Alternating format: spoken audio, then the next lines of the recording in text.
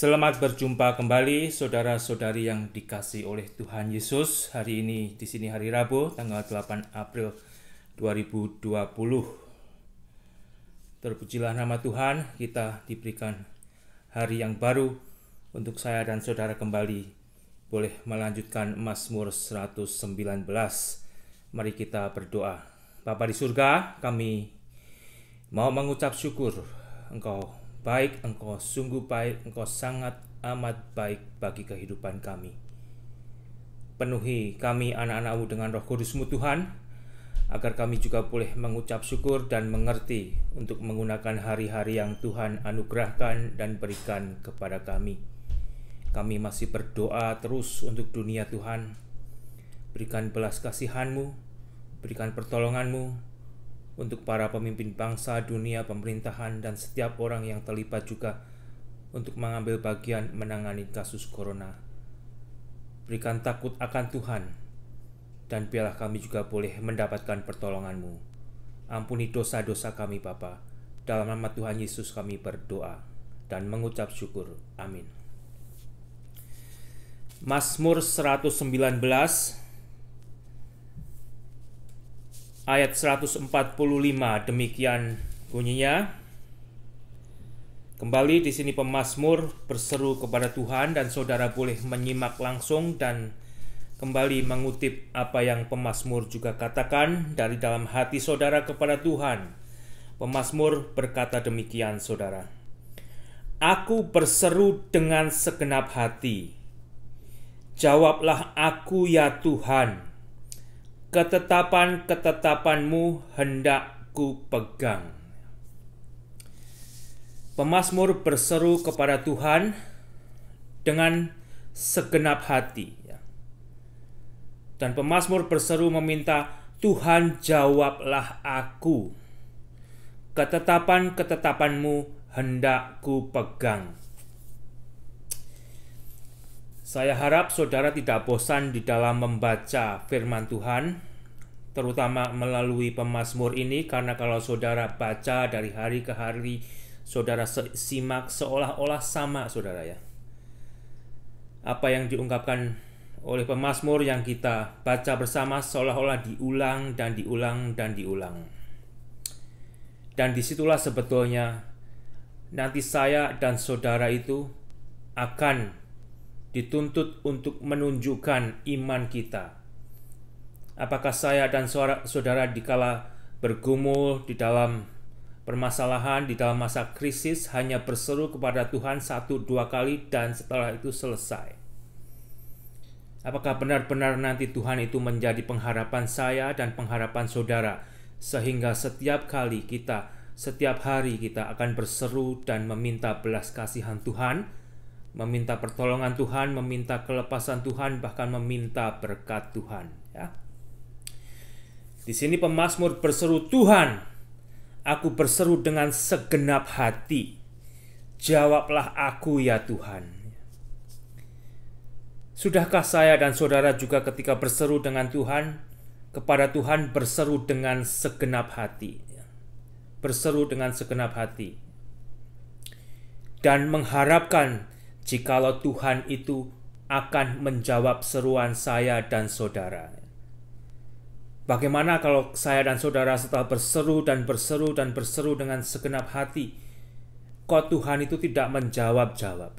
Kok Tuhan itu tidak melepaskan saya dari masalah? Akankah saya dan saudara berhenti berseru?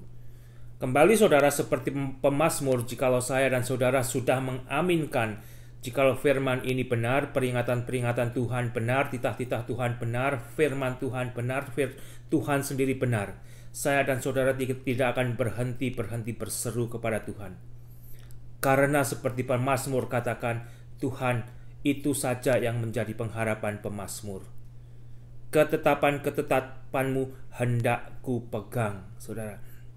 Di dalam Yakobus pasal 1 ayat 6 ya. Kalau saya dan saudara berdoa, meminta kepada Tuhan, berseru kepada Tuhan, kalau tidak dengan segenap hati, di dalam kebimbangan, dikatakan apa saudara? Minta dalam iman, sama sekali jangan bimbang, sebab orang yang bimbang sama dengan gelombang laut ya, yang diombang-ambingkan kian kemari oleh angin. Sehingga kembali saudara, pemazmur di sini memberi contoh kepada saya dan kepada saudara, di dalam permohonan kita kepada Tuhan, mintalah dengan segenap hati. Entah segera dijawab, entah masih ditunda, entah dijawab yang lain, percayalah, jikalau Tuhan itu Tuhan yang kau percaya, engkau tidak akan meninggalkan untuk senantiasa berharap kepada Tuhan. Ya, aku berseru kepadamu Tuhan, selamatkanlah aku. Di ayat 146, pemazmur berkata, aku berseru kepadamu, selamatkanlah aku. Aku hendak berpegang pada peringatan-peringatanmu. Sebagian orang saat ini berseru dengan krisis mereka masing-masing. Mungkin Anda juga ada yang berseru kepada Tuhan untuk dilepaskan dari permasalahan Anda. Entah karena yang berhubungan dengan kasus virus corona, karena sakit, atau karena tidak bisa bekerja, atau karena hal yang lain, saudara. Berserulah kepada Tuhan dan mintalah Tuhan untuk menyelamatkan Anda. Dan terlebih dari itu, jangan lupa, seperti pemazmur juga berkata, aku hendak berpegang pada peringatan-peringatanmu. Sehingga kembali saudara, tiap hari saya dan saudara mengingatkan diri kita seperti pemazmur, agar kita juga senantiasa berpegang pada peringatan-peringatan Tuhan. Agar saya dan saudara senantiasa berpegang kepada ketetapan-ketetapan Tuhan. Di dalam pergumulan itu susah, saudara. Di dalam krisis itu tidak mudah. Kalau saya dan saudara tidak senantiasa mau mengingatkan diri, diingatkan oleh firman Tuhan, kita bisa bergeser imannya. Karena kecenderungan saya dan saudara yang masih tinggal di dalam daging bisa bergeser mengikuti keinginan daging. Karena kembali, di dalam krisis kita adalah kesempatan bagi si iblis yang bagaikan singa mengaum-ngaum mencari mangsa. Tetapi ketika saya dan saudara memperlengkapi diri dan sudah diperlengkapi oleh firman Tuhan, kita gunakan. Saya yakin, saudara juga boleh yakin, saya dan saudara tidak akan meninggalkan ketetapan-ketetapan Tuhan. Saya dan saudara tidak akan meninggalkan peringatan-peringatan Tuhan. Perhatikan di ayat 147, saudara. Pagi-pagi buta aku bangun dan berteriak minta tolong. Aku berharap kepada firman-Mu. Pagi-pagi buta, pemazmur sudah bangun. Untuk apa saudara berteriak?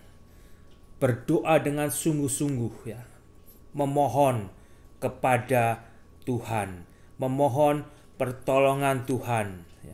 Itu adalah satu perbuatan yang dilakukan pemazmur. Dan dikatakan kembali, aku berharap kepada firman-Mu. Firman Tuhan kembali menjadi pengharapan pemazmur. Adakah hari ini firman Tuhan juga menjadi pengharapan bagi saya dan saudara? Saya harap kembali, saya tidak segan untuk senantiasa diingatkan oleh firman Tuhan. Saudara juga tidak segan diingatkan oleh firman Tuhan. Pagi-pagi buta, pemazmur sudah bangun, berteriak minta tolong dan berharap kepada firman Tuhan.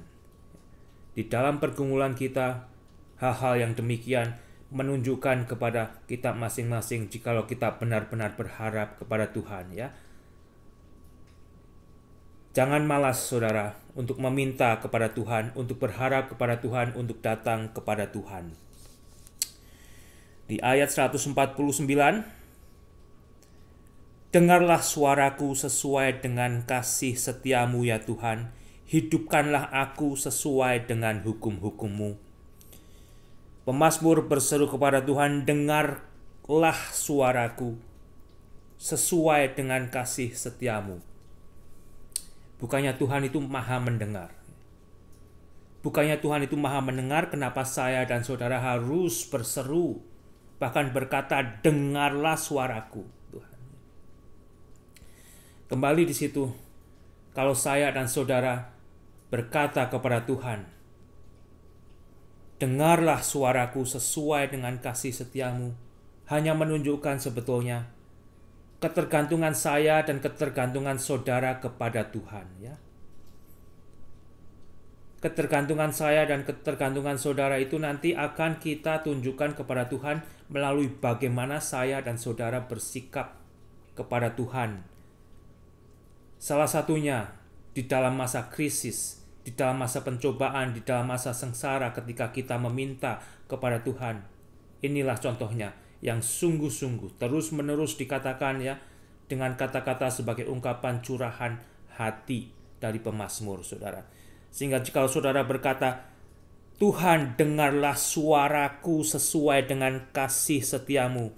Ya Tuhan, hidupkanlah aku sesuai dengan hukum-hukum-Mu. Di situ kembali, saya dan saudara diingatkan untuk kembali dan terus berharap kepada Tuhan. Bagaimana kalau kembali, saudara, Tuhan belum segera menjawab. Tuhan belum segera untuk memberikan kelepasan bagi saya dan saudara. Terkadang sulit, saudara, ya, sebagai orang Kristen, sebagai orang percaya di dalam penderitaan, di dalam krisis yang berkepanjangan, merasa lelah, merasa capaian, bahkan untuk berseru kepada Tuhan aja sudah tidak sanggup lagi. Sehingga sebenarnya kalau saya juga boleh mencoba merasakan apa yang dirasakan pemazmur, tidak bisa, saudara. Begitu berat penderitaan pemazmur ini. Begitu dalam krisis daripada pemazmur ini. Tetapi seberat-beratnya penderitaan pemazmur, sedalam-dalamnya pergumulan hidup pemazmur, dia tidak meninggalkan Tuhan. Itu yang harus saya dan saudara contoh. Dia tidak bosan-bosan untuk berseru kepada Tuhan. Dia tidak bergeser dari imannya untuk meminta pertolongan hanya kepada Tuhan. Hanya kepada Tuhan. Dan di dalam Roma pasal yang ke-8 ayat 28. Di situ ada firman Tuhan yang dikhususkan bagi orang-orang percaya, saudara, bagi anak-anak Tuhan. Dan mungkin banyak dari saudara yang sudah kenal firman Tuhan ini. Kita tahu sekarang bahwa Allah turut bekerja dalam segala sesuatu untuk mendatangkan kebaikan bagi mereka yang mengasihi Tuhan, bagi mereka yang terpanggil sesuai dengan rencana Allah. Sehingga artinya apa, saudara, yang mau saya katakan?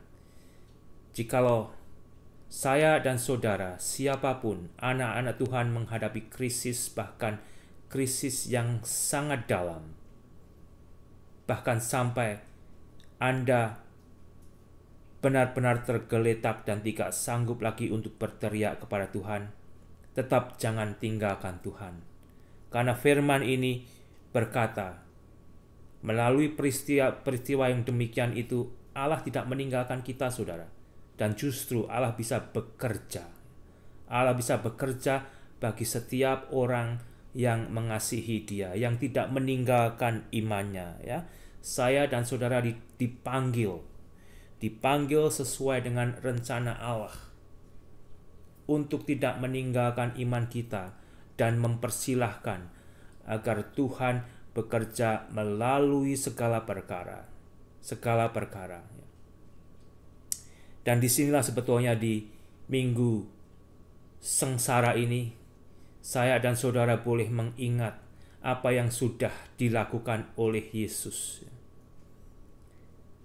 Yesus telah disalibkan karena dosa dunia. Yesus telah disalibkan karena kesalahan saya dan kesalahan saudara. Yesus sebagai manusia bisa merasakan penderitaan kita, saudara. Oleh karena itu, berpeganglah kepada Tuhan yang tahu setiap pergumulan manusia, yang bisa merasakan begitu pedihnya saya dan saudara dan manusia-manusia lain sebenarnya sengsara di dalam hidup ini. Oleh karena itu, kita boleh diingatkan kembali di minggu sengsara ini, di mana sebentar Tuhan Yesus akan diserahkan untuk disiksa, ya, untuk dicaci maki, untuk disalibkan karena dosa dunia. Karena dosa dunia. Tuhan Yesus berseru kepada Bapaknya, ya, 3 kali. Saudara boleh baca di dalam Matius 26. Kalau boleh, biarlah penderitaan ini lalu daripadaku. Ya. Yesus berseru kepada Bapaknya 3 kali. Bapa, kalau boleh, biarlah aku tidak usah, ya, disalibkan. Tetapi apa? Tetap Bapaknya tidak mendengar. Ya. Bapa di surga tetap membiarkan permintaan Yesus. Karena disitulah saudara, Bapa di surga di dalam kasih-Nya memberikan Yesus bagi saya dan bagi saudara, agar pengharapan kita tidak kepada dunia ini, ya, tetapi kepada apa yang sudah dilakukan Yesus. Saya dan saudara di dalam dunia yang penuh dengan dosa ini adalah akibat daripada dosa. Kita menderita karena dunia ini sudah dikuasai oleh dosa. Tetapi kembali ketika iman saya dan iman saudara yang sudah dianugerahi pengertian melalui firman Tuhan, kita juga boleh bertahan sementara saya dan saudara menderita, mengalami pergumulan, ya, mengalami berbagai macam tantangan. Kita arahkan hati saya dan hati saudara kepada Tuhan, dan dengan saudara berseru seperti pemazmur katakan, dengarkanlah suaraku sesuai dengan kasih setiamu Tuhan. Tetap pertolongan itu datangnya daripada Tuhan. Entah Tuhan mau segera menolong, entah Tuhan akan menunda, atau Tuhan punya rencana lain. Percayalah, jikalau Tuhan itu mengasihi saya dan saudara. Mendekat orang-orang yang mengejar aku dengan maksud jahat, mereka menjauh dari Taurat-Mu. Mendekat orang-orang yang mengejar pemazmur dengan maksud jahat, orang-orang itu menjauh dari Taurat Tuhan. Menjauh dari Taurat Tuhan. Kembali ini adalah orang-orang yang dulunya pernah dekat dengan Taurat Tuhan, tetapi karena menjauhkan diri dari Taurat Tuhan, begitulah jadinya tinggal dan hidup di dalam kejahatan, bahkan kembali memusuhi orang-orang yang tetap tinggal di dalam Taurat Tuhan. Engkau dekat ya Tuhan, Engkau dekat, dan segala perintah-Mu adalah benar. Apapun yang dialami oleh pemazmur berkata, Tuhan, Engkau tetap dekat. Engkau ada bersama aku, ya, dan segala perintah-Mu benar. Apapun yang Kau lakukan terhadap diriku, Engkau benar.